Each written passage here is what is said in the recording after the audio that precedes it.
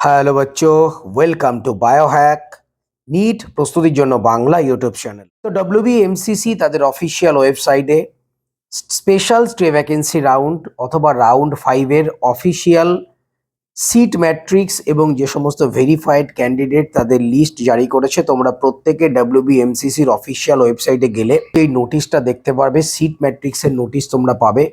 সেখানে তোমরা যেটা মেইনলি দেখতে পাবে, রাউন্ড 5-এর জন্য ডেন্টাল সিটস, কোনো এমবিবিএস সিট কিন্তু এক্ষেত্রে দেওয়া হয়নি। শুধুমাত্র আমাদের ওয়েস্ট বেঙ্গলের ক্ষেত্রে গভর্নমেন্ট, সেমি গভর্নমেন্ট এবং private management dental seat category wise কতগুলো ফাঁকা রয়েছে সেইটা দেওয়া রয়েছে। আমরা অল ইন্ডিয়ার ক্ষেত্রেও দেখেছিলাম, সেখানে ডেন্টাল এবং বিএসসি নার্সিংয়ের কিন্তু সিট ম্যাট্রিক্স দেওয়া হয়েছিল।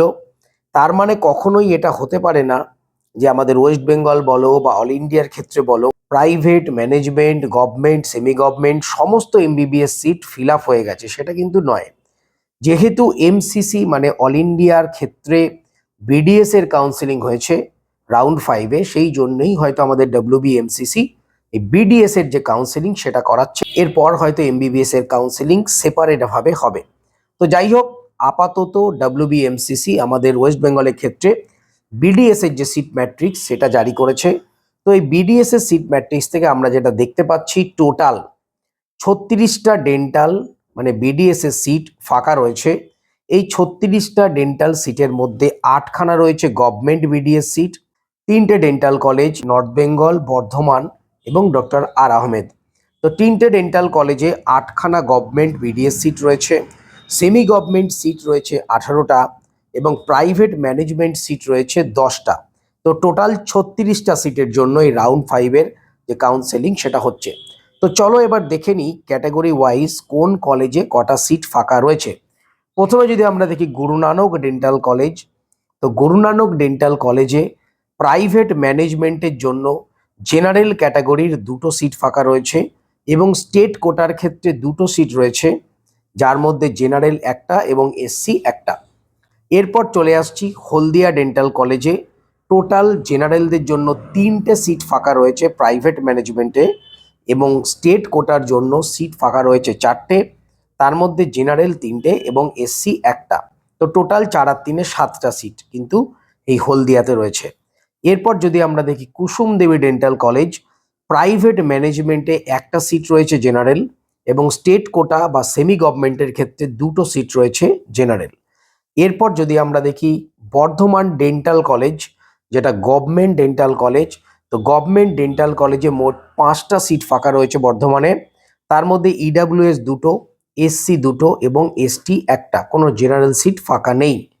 ডক্টর আর আহমেদ ডেন্টাল কলেজ, যেটা শিয়ালদা স্টেশনের ঠিক পাশেই, তো আর আহমেদ ডেন্টাল কলেজে জেনারেলদের ক্ষেত্রে একটা এবং এসটির জন্য একটা সিট এখনো অবধি ফাঁকা রয়েছে।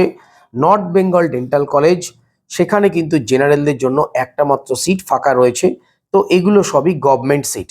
এরপর আমরা যদি দেখি Shanaka dental college, Shanaka dental কলেজে প্রাইভেট ম্যানেজমেন্ট মোট 4টে সিট ফাঁকা রয়েছে এবং স্টেট কোটার ক্ষেত্রে 10টা সিট ফাঁকা রয়েছে সানাকাতে, তার মধ্যে জেনারেল 6টা এবং এসসি 4টে। তো এইটা গেল কিন্তু টোটাল সিট ম্যাট্রিক্স, যে সিট ম্যাট্রিক্সটার ওপর রাউন্ড 5-এর কাউন্সিলিং হবে। এরপরে কিন্তু রাউন্ড 6 আসবে। তো আশা করা যাচ্ছে রাউন্ড 6-এ হয়তো এমবিবিএস যে সিটগুলো ফাঁকা রয়েছে সেই সমস্ত সিটে কাউন্সেলিং হবে। তবে সবার প্রথম আগে এমসিসি রাউন্ড 6 হবে, তারপর আমাদের ওয়েস্ট বেঙ্গলে রাউন্ড 6 হবে। আমাদের পশ্চিমবঙ্গে যে সমস্ত স্টুডেন্ট 2025 সালে ডেন্টাল সিট নিতে চাও বা ডেন্টাল কলেজে ভর্তি হতে চাও, সেটা প্রাইভেট হতে পারে, সেটা সেমি গভর্নমেন্ট হতে পারে, সেটা গভর্নমেন্ট হতে পারে, তো রাউন্ড 5-এর জন্য তোমাদের এই সিটগুলো ফাঁকা রয়েছে। তোমরা অবশ্যই চয়েস ফিলিং, চয়েস লকিং করো, তাহলে তোমরা সিটগুলো পাবে। আরেকটা জিনিস তোমাদের কিন্তু বলে দিই, তোমরা খুব ভেবে চিন্তে চয়েস ফিলিং করো। এর কারণ এই স্পেশাল স্টে ভ্যাকেন্সি রাউন্ড বা রাউন্ড 5-এ যদি কোনো সিট তোমাদের অ্যালট হয়, তোমাদের কিন্তু এই অ্যালটেড সিটটা নিতেই হবে। তোমরা কিন্তু এই অ্যালটেড সিটটা ছাড়তে পারবে না।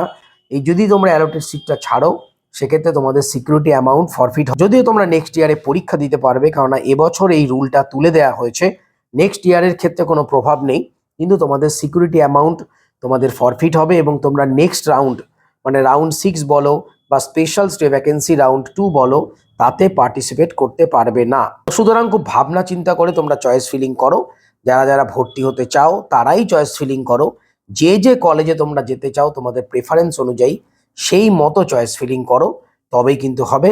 অযথা যদি তোমরা সিট না নিতে চাও তাহলে চয়েস ফিলিং করে কোনো লাভ নেই। যদিও বা এবছরের ক্ষেত্রে আমরা দেখতে পাচ্ছি যে এক্সট্রা করে কোনো সিকিউরিটি অ্যামাউন্ট নেওয়া হয়নি। এটা অবশ্যই স্টুডেন্টদের পক্ষে একটা ভালো, এর কারণ এক্সট্রা 50,000 টাকা বা 2 লাখ টাকা সিকিউরিটি অ্যামাউন্ট যেটা আগেরবার নেওয়া হয়েছিল, সেটা নিলে কিন্তু অনেক স্টুডেন্টই নতুন করে রেজিস্ট্রেশন করে না, মানে স্টুডেন্ট অনেক কম পাওয়া যায়। সেই কারণেই সেই এক্সট্রা সিকিউরিটি অ্যামাউন্ট সেটা কিন্তু তুলে দেওয়া হয়েছে। যাই হোক, তোমাদের কাউন্সেলিং চলছে, তো তোমরা যারা যারা সিট নিতে চাও অবশ্যই চয়েস ফিলিং করো এবং সিট পেলে তোমরা অবশ্যই জয়েন করো। তো সবাই খুব ভালো থেকো, মন দিয়ে পড়াশোনা করো, চ্যানেলটা সাবস্ক্রাইব রাখো, নোটিফিকেশনটা অন রাখো নিট রিলেটেড যাবতীয় ইনফরমেশন পাওয়ার জন্য। টাটা।